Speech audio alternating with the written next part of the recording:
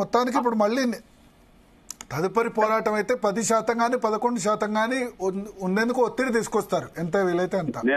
ఇప్పుడు శాసనసభలో పార్టీలు తమ అభిప్రాయం వ్యక్తం చేసినాయా లేదా?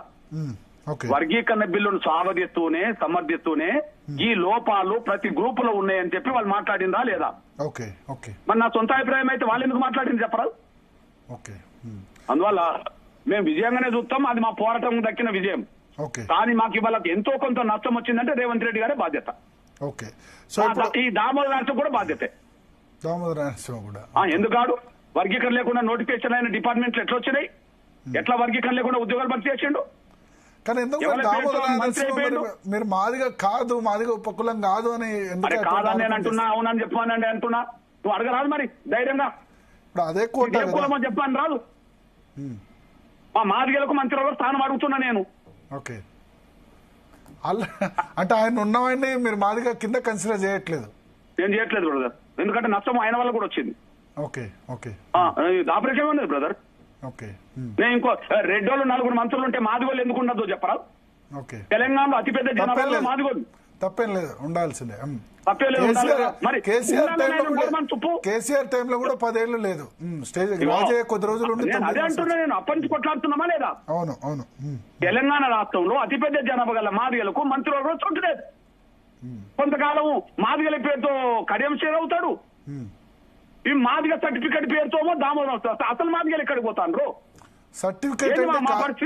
సర్టిఫికేట్ అంటే మీరు అనేది మందకృష్ణ దామోదర నరసింహ మాది కాదంటారా? సర్టిఫికేట్ తెచ్చుకున్నాడు అంటున్నారా? కావచ్చు, మరి నాకేం తెలుసు. నువ్వు అడిగితే చెప్తాడు. ఇవ్వ నేను చెప్తున్నా బాటు, నా తమ్ముడు అని చెప్తున్నాడు. నాకు మా తండ్రి పేరు మంద కొమరయ్య, మా తాత పేరు మంద కొమరయ్య, మా తాత తండ్రి పేరు మంద పోతయ్య, మా ముత్తాత తండ్రి పేరు పోతెల్లయ్య. అక్కడ చెప్తున్నా నేను, 100 ఏళ్ళ చరిత్ర చెప్తున్నాను. ఈయన తాత ఎవరో చెప్పానండి, మా దామోదర తాత. అదే తండ్రి కేబినెట్ మినిస్టర్ కదా, ఆయన కూడా ఎమ్మెల్యే. తండ్రి పేరు నేను చెప్పి ఆయన చెప్తాడు. ఓకే, తండ్రి పేరుతో అయింది కాబట్టి. వాళ్ళ తాత ఎక్కడ పుట్టిండో చెప్పానండి, వాళ్ళ తాత తండ్రి ఎక్కడ పుట్టిందో చెప్పానండి. మా తాతది వరంగల్లే, మా ముత్తాతది వరంగల్లే, మా ముత్తాత తండ్రిది వరంగల్లే, పేర్లతో సహా చెప్తున్నా. ఆయన చెప్పానండి.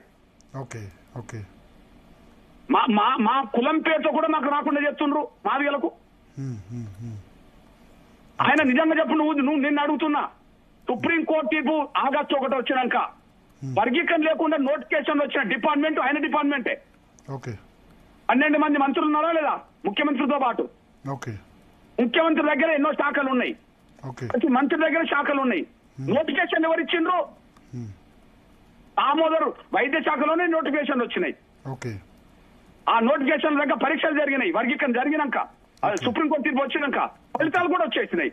అన్యాయం జరిగినట్టు కాదా? చేసినోడు ఎవరు? విజయం మా పోరాటం సంబంధించిన దక్కింది విజయం, కానీ మా సంపూర్ణ విజయంగా చూడట్లేదు. మాకు కొంత బాధ కూడా ఉన్నది. సో నరేంద్ర మోడీకి అయితే డ్యూ క్రెడిట్ ఇస్తారు. నరేంద్ర మోడీకి, చంద్రబాబు నాయుడు, నరేంద్ర మోడీ గారికి ఇస్తాను, నేను చంద్రబాబు గారికి కూడా ఇస్తాను. రేవంత్ రెడ్డికి ఎందుకు ఇవ్వాలో చెప్పంటున్నా, నిన్ను అడుగుతున్నా, ఇన్ని లోపాలు పెట్టుకొని. ఎనీవే మందకృష్ణ మాదిగ గారు, really hats off to you మరొకసారి. ఇదే సంవత్సరం పద్మ అవార్డు వచ్చింది, ఇదే సంవత్సరం వర్గీకరణ అయింది. నా తమ్ముడు ధన్యవాదాలు. నీలాంటి నా తమ్ములు, ఎంతో మంది చెల్లెలు, తమ్ములు అందరూ మీడియాలో ఉన్న వాళ్ళందరూ సపోర్ట్ చేయడం వల్లనే ఈ దశకు వచ్చింది. న్యాయం డెఫినెట్ గా ఇప్పుడు అత్యంత వెనుకబడిన వర్గాలకి, వెనుకబడిన వర్గాల్లో అత్యంత వెనుకబడిన వర్గాలకి, అందులో షెడ్యూల్ కులాల్లో అత్యంత వెనుకబడిన వర్గాలకి న్యాయం జరగాలి. డెఫినెట్ గా మా మద్దతు తప్పకుండా ఉంటుంది ఈ విషయంలో. న్యాయం జరగాలి, న్యాయం ఆల్మోస్ట్ జరిగిందని అనుకుంటాం. మీరు కూడా 1% విజయం దక్కింది, కొంత రావాల్సింది మాకు రాలేదని బాధ ఉన్నది. But really hats off to you. కొన్ని ఉద్యోగాలు భర్తీ చేసినానే బాధ ఉన్నది. Really hats off to you. మీ 30 సంవత్సరాల పోరాటం ఫలించింది. మీదన్న కాదు, మాదిగలకు సంబంధించిన పోరాటం ఫలించింది. అందులో మందకృష్ణ అగ్రభాగాన ఉండి ముందుకు తీసుకెళ్లారు. ఈ ఉద్యమంలో చాలా మంది అమరులైన పరిస్థితి కూడా, చాలా మంది అమరవీరులు కూడా ప్రాణాలకు తెగించి వాళ్ళు పోరాటం చేసిన పరిస్థితి కూడా ఉంది. వాళ్ళందరికీ కూడా వాళ్ళందరి ఆత్మలు శాంతించాలి. ఈ ఎస్సీ వర్గీకరణ ఇప్పుడు జరిగిన తర్వాత మళ్ళీ మాలా మాదిగ ఇద్దరి మధ్య వైషమ్యాలు తగ్గి వాళ్ళిద్దరు కూడా, రెండు వర్గాలు కూడా శాంతి సౌభ్రాతృత్వంతో ఉండాలని కోరుకుందాం. ఇది చాలా ధన్యవాదాలు. థ్యాంక్ యూ మందకృష్ణమాది గారు. సో మొత్తానికి స్పందన